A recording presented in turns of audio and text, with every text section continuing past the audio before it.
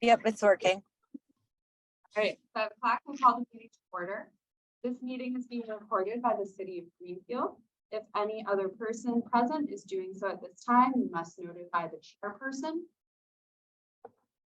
The chairperson reserves the right to remove or have removed any person or persons for profanity, threats, or continued disruption during the meeting.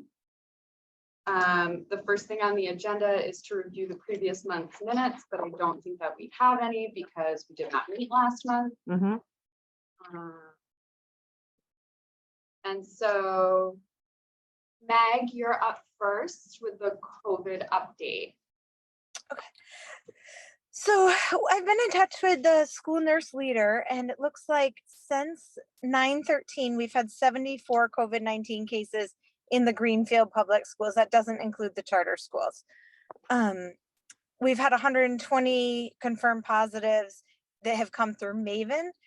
Most of the ones in the Greenfield schools are at-home tests that were reported. So those are likely not counted in that 120. So it's, you know, for the total month, we have close to 200.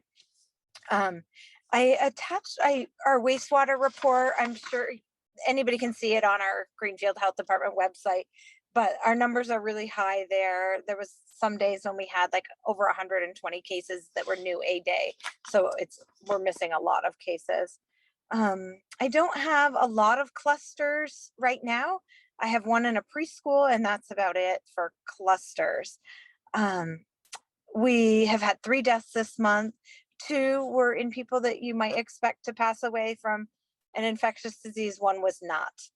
And I think that that's probably it for COVID.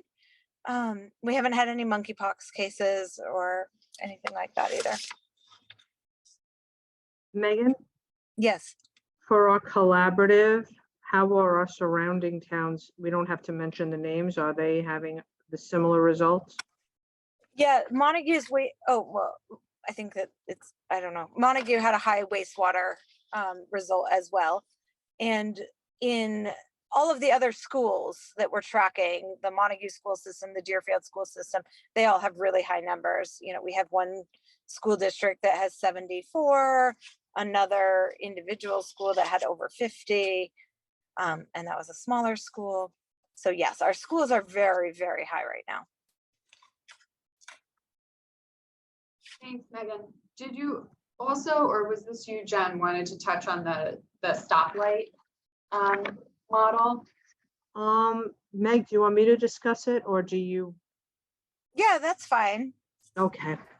So our collaborative, which is Greenfield, Montague, Sunderland, and Deerfield, we worked through the COVID-19 grant, and part of the grant was coming up with a way for us to give information out to the public about how COVID is doing in our community and the levels.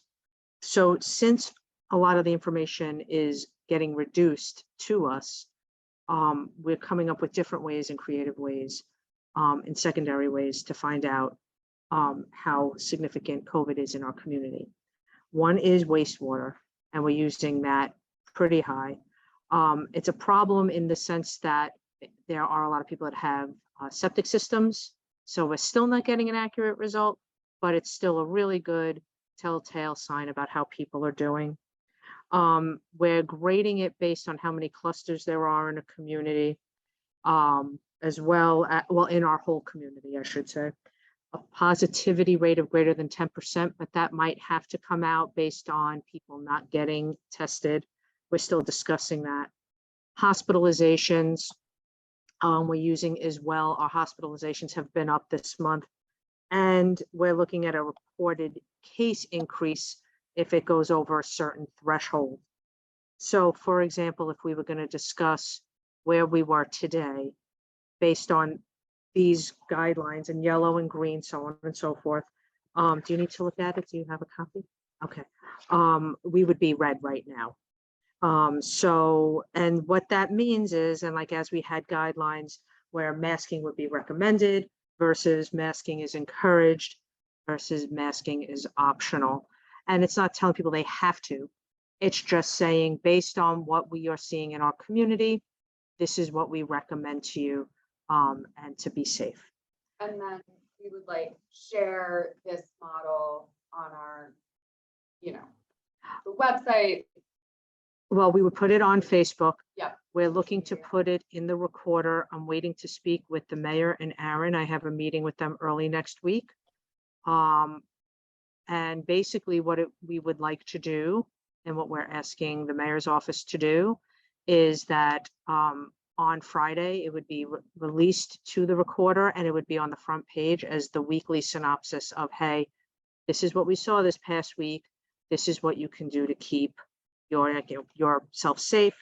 They would know what we are, and we would say this week we are red, or this week we are yellow, and then they would have a little sign saying what classified that. And that's just, you know, there are a lot of people out there still that are very concerned and worried. And I feel that this would be a really good way for all our communities, because we blend into each other so much that we could communicate this information to people. Yeah, I mean, like great. Public health advice. And I just wanted to add, the reason why we're coming up with this, or one of the reasons, is because people just don't know what the actual numbers are in the community. It's just not talked about anymore. Even in schools, you know, we've identified some clusters in, you know, sports teams and things like that, and nobody else was notified that there were 4 or 5 people on the sports team that were positive. And that's in the whole, you know, throughout the collaborative that we've been having these issues. So that was one reason why we thought it was really important to get the information out. Great. Yeah. Thank you for this update and all your work on this model. It looks like a great tool for public health. The collaborative has been working on it steadily. Every week we meet, every Friday with our epidemiologist, and we hammer it out. And I couldn't be more grateful for the collaborative. It's a really good team. Could we get some type of like board put up like on the common, like they have the fire danger boards where that moves? So like people driving down Main Street are also seeing this, where it could be changed. Well, that's a good idea. That's a very good, so like a board on. Yeah. They have that. I mean, Yeah, you like could those probably things make it out of plywood and then somehow get the wording of it And just like have a little, Yeah, like and just have Velcro, something that would be something. great. Yeah, red, yellow. I could bring it up to the mayor when I meet with her, and see what she thinks, but is that a recommendation you guys would like to just, okay, thank you. Perfect. Anything else in the COVID update? Meg? I don't think so. I think that probably touched on all of it. You know, I know that we're going to talk later on about masking and following DESI guidelines and DPH guidelines. But other than that, then no. Great. Jen, the board update? So last week, the city council approved our new medical director, who's Dr. TJ Lepery, and our new board member, John Romano. So they were passed through. I don't know if they're online. I could check. I can't see. I could see. Not yet. It Not doesn't yet. look like it. Okay, but they are supposed to join us tonight. But I don't think they were sworn in as of yet. Oh, okay. But they It should be. they should be for our next meeting, be sworn in and be. So yes. Great. And then next looks like the Lunt property update. So a lot has happened with the Lunt property. I wanted to say that about a couple of months ago, we had an anonymous complaint that people that were working at the Lunt property were having symptoms that could have been an effect of TCE. When we got that complaint, I reached out to the state and to our LSP, and they immediately ordered testing to be done at the offices that were in question. And the indoor quality testing came back clear of any type of contamination. They tested for TCE and any other type of chemical that could be affecting anybody. So that's great news. I got that report on September 7th, 2022. We did just get the Lunt Neighborhood Action Group from the PIP group, where the group came together, and this was part of the PIP process where they have to write to the DEP based on certain reports and recommendations. And now I think our LSP responds back. I haven't gotten anything back from our LSP, but the deadline was extended because there may have been a delay. So that's currently happening and everything is on time. And then I was called by somebody that lives in the area concerned about TCE on her property, as well as water, because there's a high water table in this area. She informed me that there were people going around the community, kind of just giving out information. And she was a little scared because the person that came to that house was a little bit saying, you know, that what TCE caused. So they reached out. I did reach out to the LSP, and I was then asked to be the intermediary between the health department to be the intermediary between residents and the LSP. So that's what's currently happening at this time. That is pretty much the summarized update of Lunt. So a lot going on, and now we're just waiting to hear our LSP's response. Great. Look forward to that report. And then I just want to make a quick comment for folks. I can see that there are chats coming in, but I can't actually read them. The computer is very far away from me. We will have public comment if we have, if time allows. So you can just save comments for the end. Chat is not being moderated. Okay. Next up is proposals for local guidelines or ordinances. So the first one I'm recommending to the board is a clear definition of a pollinator garden. Over the summer, I sent out a little bit of information about it, but then with everything else happening, it went to the wayside. But I was asking the board's permission to create a guidance and or an ordinance for what is a pollinator garden. I think it's important because some people just don't take care of their lawns, or it gets overgrown, and they're saying it's a pollinator garden, but there's actual, very specific guidelines to what classifies something as a pollinator garden or not. And I think that would just be good education for the public as we move ahead. So I would like the board's approval that I could work on that guidance / ordinance. So I'll make a motion to approve the exploration and drafting of pollinator garden guidelines. Any discussion? I'd say we just make it an ordinance Okay. rather than guidance, and then it's just, that's the way it is. Okay, I'll write it and draft it and provide that hopefully by the next meeting, if not shortly thereafter. Yeah, we're coming on. Okay, I guess we actually have to vote. All those in favor? The second one was composting toilets. I was approached by a school in our community, and they were interested in putting in composting toilets. We don't have anything right now. I did send you the state regulation through the DEP, which I would use heavily as our guidance, and just reach out to our DPW and see if they have anything that I should include. But again, this is something that I think would be great, just for safety. And I think it's also just very proactive for the environment. And I wanted your permission if I could, again, write guidance and or ordinance for composting toilets. So I'll make a motion to approve the drafting of an ordinance to supplement state regulations on composting toilets. City. Second. And all those in favor. Thank you.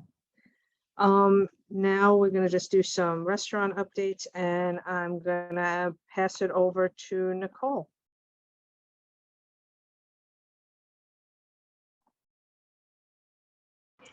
I need to unmute myself, sorry. And look, okay, so can everybody hear me? Yep. Okay. So as maybe you guys have seen, KFC Taco Bell had a total renovation. They didn't do the kitchen area, but they did the dining area, the outside of the restaurant, the cosmetic part of it. It looks very nice inside. They did the bathrooms. I actually did an inspection a couple weeks ago now, and everything looks awesome. They've really turned a new leaf. As well as Dunkin' on Federal Street, same thing. They actually redid the whole kitchen and put in this sweet, like almost like bar tap for their coffee, so it's supposed to taste fresher and better. But everything looked great there, and it's exciting that some of the older restaurants in town are getting these renovations, because I feel like in our little town they sometimes get thrown by the wayside. Denny's, at the last inspection, everything looked great. They did a total top to bottom clean, got rid of old things that had been there that weren't necessary to be there. And I did tell the manager that I would probably be stopping in once a month just to make sure that they're staying on top of things. Wendy's, however, I did their inspection probably 2 weeks ago, and they have a lot of issues going on. And it seems like more of a corporate thing than it does management in that particular store. Like, the people there are like working really hard to work with what they have, but their sandwich station that's over by the takeout window, like, that is not keeping up the temperature, and the company that is supposed to come fix it like hasn't, so they're not using that at all. I got them on leaving bacon out. It was above temperature, and then none of their ovens are working because they're missing one part, and the part was ordered but it still hasn't come in yet. I was really surprised to see though that everybody in that kitchen is ServSafe certified. You don't usually see that. You usually have one person that's overseeing the whole operation, that is. So that was really nice to see that. They are working hard in that kitchen, but on a higher level, they really need to. Maybe they need a renovation. They probably do. I don't think they've had one. So other than that, everything was good besides those few issues. Do you want me to move Thank on to you, housing? Nicole. Yeah, that would be great. Yeah, this will be a joint one too. Okay. Can I say hi real quick? Who's that? It's John. I'm one of the new board members. Hi, John. Hi, John. Hey. We'll come back to you at the end. Okay, I tried to jump on at 5, but the link wasn't quite working, so I just wanted to say That's hi. okay. All right. Yeah, we'll move. As you are. Keep going, and we'll come back to you at the end. Thanks. Welcome. Okay, Go Nicole. ahead, Nicole. Sorry. Okay, so as you know, back in April, we condemned the Coombs Ave property behind Athens. It was early spring, and we felt that we were going to give time to these tenants to move out on their own, find housing, not have to deal with heat, because that was an issue that the landlord wasn't providing heat. So we gave them 6 months. Yep. To find housing. Like, we know now that we shouldn't have done that. Could I interrupt you, Nicole? Yes. And the reason why we decided to do that, so code is when you condemn a property, the people have to leave within a certain amount of time. The people in this property would have had nowhere to go. There was no housing, they had nowhere to go.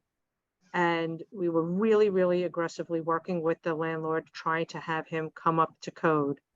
And that's why we kept extending, and we can't do that in the future. And we took responsibility for waiting as long as we did, but that's something that I think, we can't let our conscience get in the way, as they say. Great. However, now follow, 6 months later, there's a drive-by by our department. Nicole, continue. So we went out there with concerns of some electrical issues. When I pulled in there, there was an extension cord coming from the bulkhead leading to every single one of the units. And I was like, that's sort of odd. Well, they were plugged into one receptacle that was left working and paid for by the landlord, plugging into every single thing that all these tenants had in 4 different units. Huge fire hazard, huge safety issue. We had Dan Smith come out and unplug everything with us. That is when we issued the final emergency condemnation, that everybody was going to need to be out by 11 the next day. They were really upset with us because they couldn't figure out why we would just wake up and want to condemn it all of a sudden, even though we gave them 6 months to find housing. We worked with the lawyer at the police department to try and help them with filing with this landlord, because even though we talked to him about condemning it and stuff, he still really didn't seem to care. Like, we talked to him and we asked him to meet us there the day that we condemned it, and he just was like, yeah, maybe I'll call you back. Never came. So we had a company come out, board it up, turn off the gas, electricity, and that's kind of where we're at with that. We did get some hotel rooms for a couple of days for some people. Some people got in contact with Section 8. I think that we did the best thing with this property because there was multiple health concerns, issues, like in terms of like drug making and drug use and selling and stuff like that. Like, it just wasn't a good situation going on there. It was a very bad situation. Still haven't heard from the landlord. He still hasn't, and there was a follow-up court thing, and only 1 out of the 4 tenants showed. Yeah, the other 2 that like really wanted to go after this landlord didn't show, so the cases got dismissed. Case got dismissed. Do you want me to take one just so, or do you want to continue? I'll continue. Okay. The Winslow House Apartments. They are, what street is that? Is it Elm? No. No, not Conway. It's Chapman? It's the side street by like the nail place. it's not Yeah. Conway, it's the next one over. Not Chapman. Is it Is Chapman? that Chapman's? Wells. Wells. Wells Street. Yeah. Well, Wells Street. Yep. so we got a phone call about possibly a bed bug issue. It ended up being not a bed bug issue. It was a drug using issue, a hoarding issue, another unsafe situation for this person. I've never really dealt with the Winslows, but it is for people who are very low income. A lot of them have had drug issues or still do have drug issues. That apartment is probably one of the worst I've seen in terms of drugs. There's a lot of needles present, a lot of medication that she had been selling. There So was we kind blood of, on the walls. Yeah, blood on the walls, just, again, not a safe situation. And as far as I know, that whole apartment's been gutted and cleaned and redone. It needed people to go in there with hazmat suits and clean it top to bottom because of the matter that was all over the place. Yep. Hayes Avenue. This was a really sad situation. Hayes Avenue you said it was one of the oldest streets in Greenfield. It's behind McGovern now, the car dealership. This was a case where there was a domestic call by the police department, and we went out the next morning. There was a couple living there with their baby. They had 3 cats, 2 dogs, I don't know, 20, 30 rats, 40 snakes. I mean, 4 snakes, not 40 snakes. No electricity, but they were plugged into another part of the house that did have electricity. I can't remember. Did they have water? No. No water. Just a really sad situation. So they had gotten involved with a company that was doing like one of those scam companies. Rent to buy. Yeah, that does like rent to buy. There's actually a huge following, like lawsuit with this company. They got in big trouble for scamming a lot of people. In other states like Pennsylvania and so on and so forth. Yeah. So we got the dogs into the care of the shelter. The snakes went to the pet store. The rats were taken out of there. The cats went to the shelter. I think overall it was a good situation for the mom because she just wasn't in a good place. Really, it was just like a sad situation. So that is condemned as well. And there's no one responding to. Yeah, there's no response from anything. that company. That's Vision Properties, I think it is. And this was a very If you look it up, there's like massive lawsuits. Yeah. And it was owned, Hayes Avenue was owned by the city at one point, and then it was by tax title, and then it was taken back over, and then this whole company got involved, and it was just like a very sad situation on multiple levels. Mm-hmm. 40 Allen is a quick update. I'm just going to say because it went to court and the tenant was ordered to leave after being in our journals for a long time for the health department. So that has been resolved. Yes, I think they had to be out September 1st. Yep. The high-rise apartment. How many units did we inspect? 93? 94. 94 apartments. We did a whole week. Yeah, pretty much a whole week. We started on the 9th floor and we worked our way down to the bottom floor looking for bed bugs. We found 10. Yeah, 10 units that had bed bugs. There was some correlation with the 7th and the 5th floor, but the other ones were pretty random. So we had them treat whole floors if there was any bed bugs on the floor at all. And the hallway. In the hallway, yep, because they can be tracked in. A lot of the people said like they don't visit anyone, but if there's a bed bug like downstairs on the floor from like a PCA or a healthcare worker and it gets on their clothing, they can just bring it right into their apartment with them. And older people don't know. Yeah. Like, unfortunately.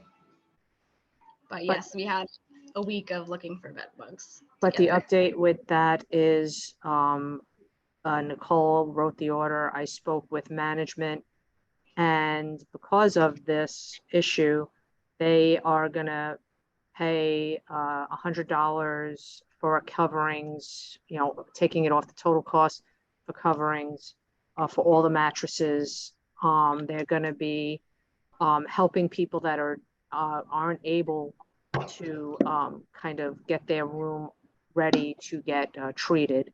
And the treatment's going to be a more traditional treatment, not the one they were using, which is like this powder. This is going to be a little bit different, and it's going to go over 3 times.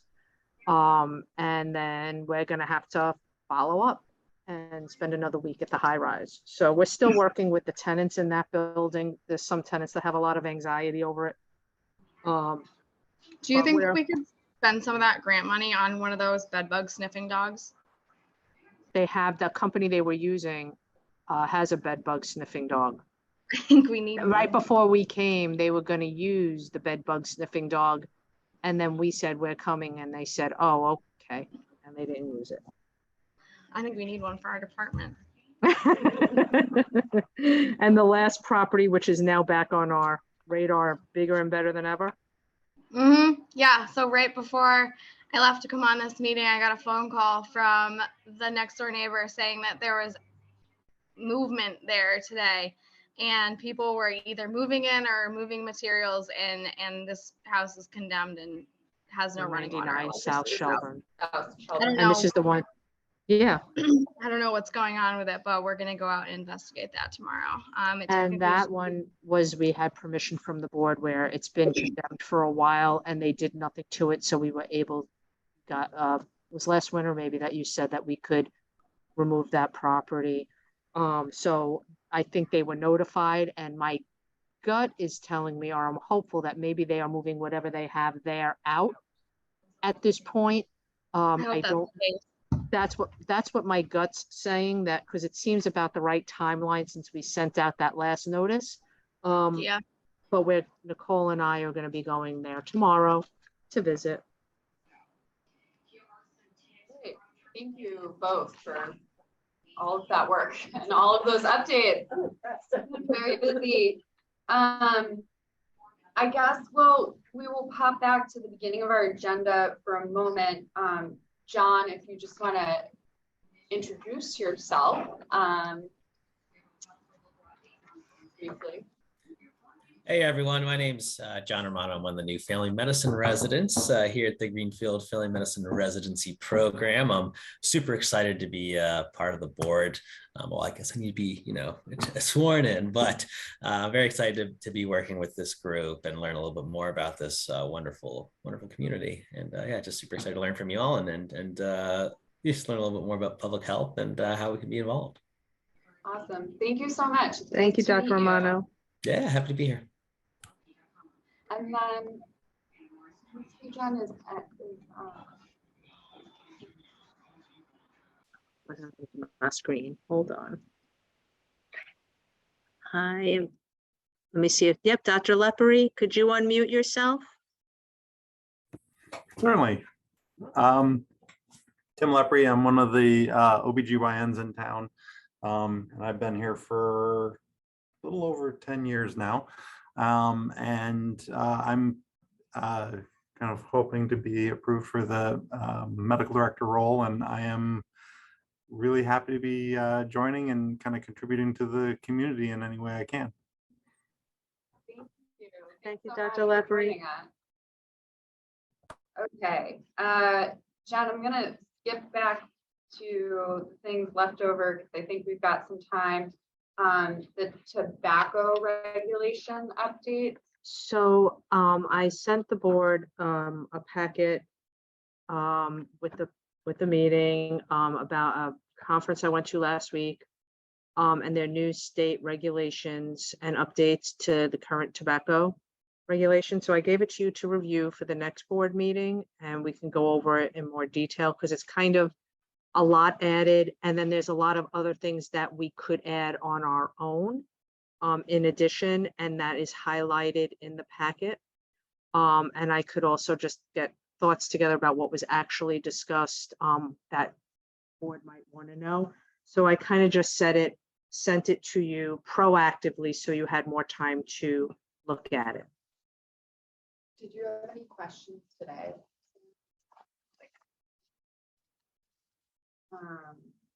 Great, so we'll plan to have this reviewed and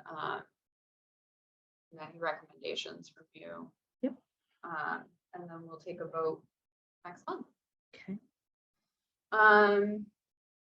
Residency program update. So I am working with Bay State, and we just started a program with Bay State's residency program where the residents one at a time come to the health department and they shadow us for half a day.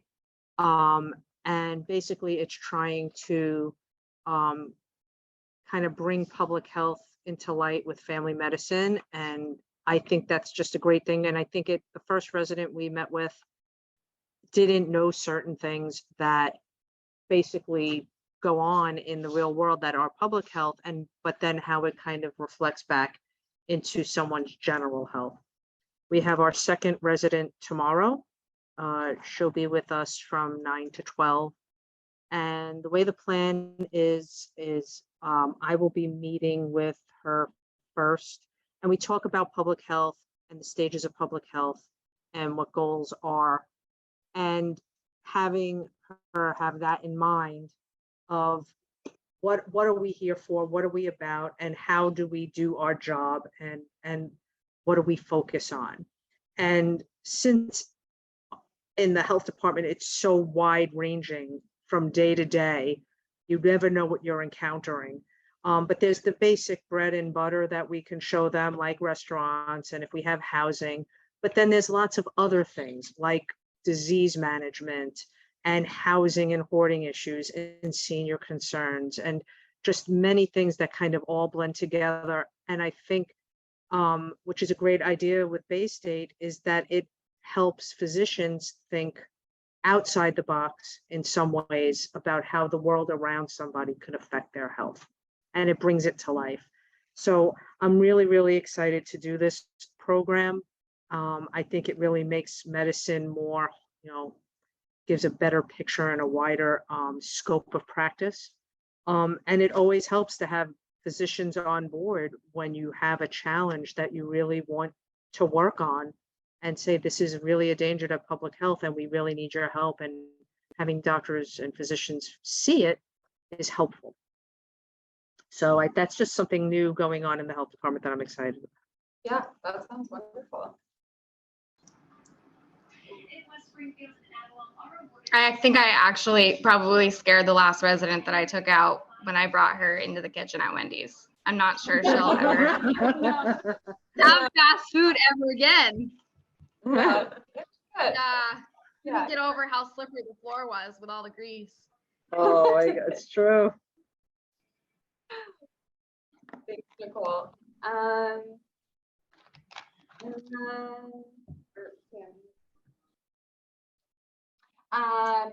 then the last thing is the grant notice update. So I applied for another grant over the summer, and it's a small grant, and the goal was working with the Greenfield Public Schools on CPR and AED training for staff.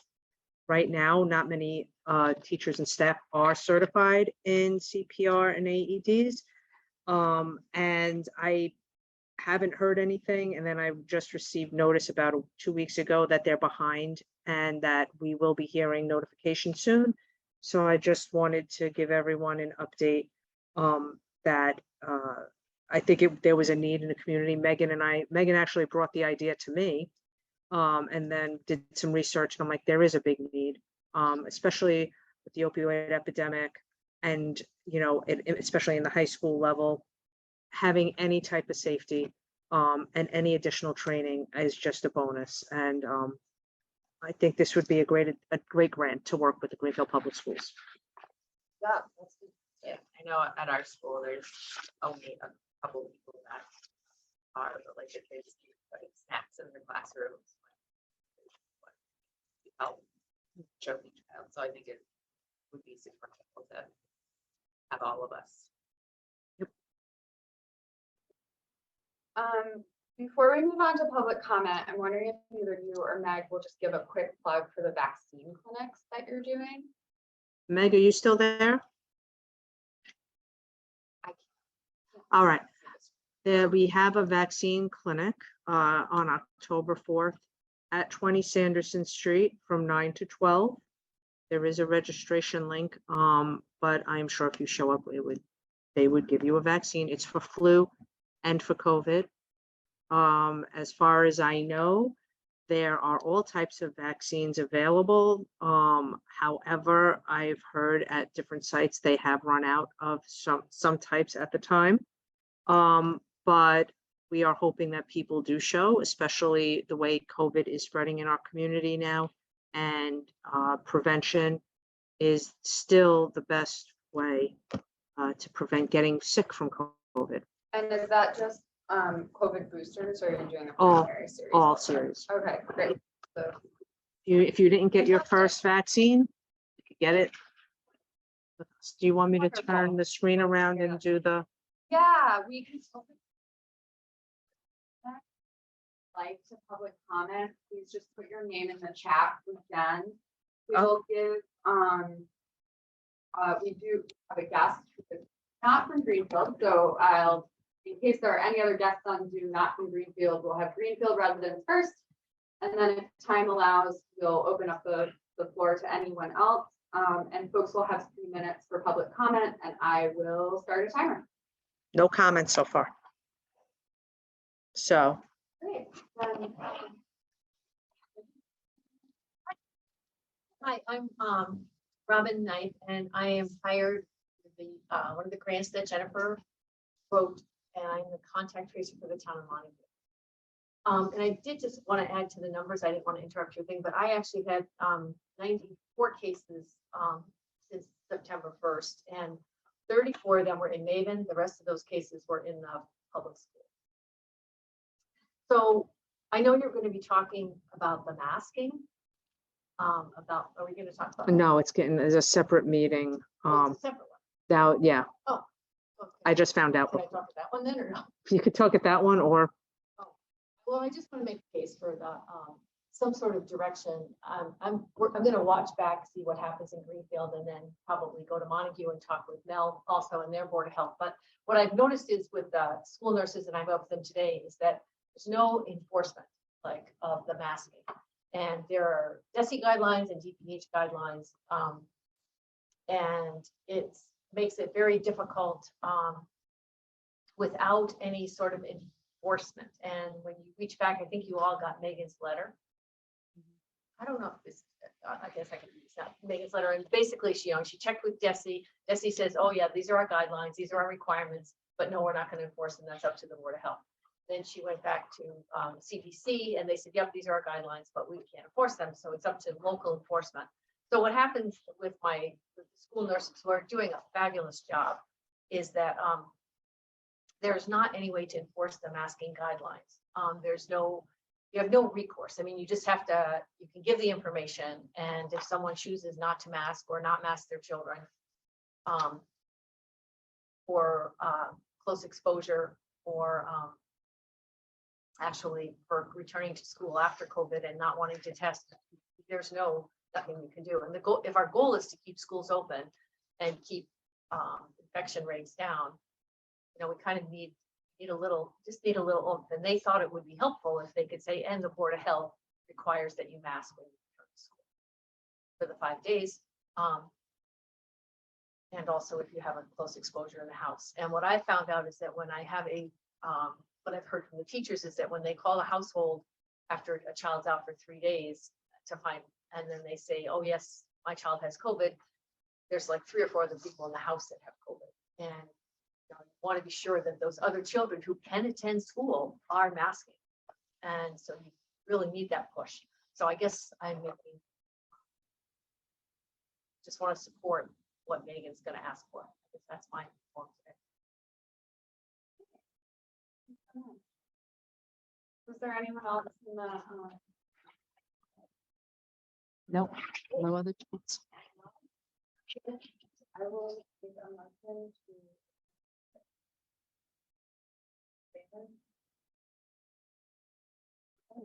Thank you.